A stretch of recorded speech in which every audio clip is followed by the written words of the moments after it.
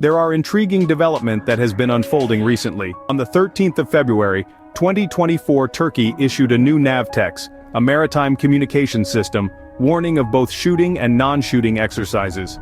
This warning was not a random act but a calculated move, aimed at a specific region in Ege and scheduled to last till the 24th of February. With this Navtex, Turkey wasn't merely issuing a warning, it was sending a clear message, drawing attention to the demilitarization of certain islands. Broadcast from Izmir Station, this Navtex pointed towards islands like Samothrace, Lemnos, Lesbos, Samos, Rhodes, Halki, Kos, and Mace. It's important to understand why Turkey is highlighting the demilitarization of these islands.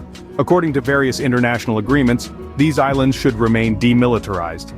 However, Turkey has expressed concern that the demilitarization is not being honored, potentially posing a security risk and leading to violations of international agreements. Athens was warned once again in this context. But why? Turkey believes that Greece continues to violate international law and engage in hostile actions.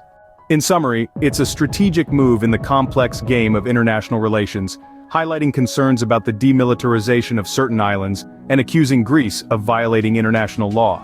Experts suggest this isn't merely a military maneuver, but a carefully planned political statement, aimed at bringing global attention to the contested demilitarization of key islands.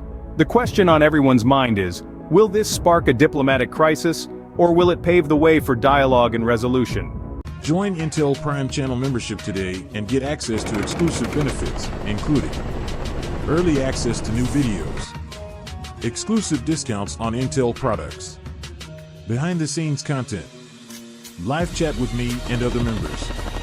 Other options will be soon available. Thank you for your support and for helping Intel Prime grow.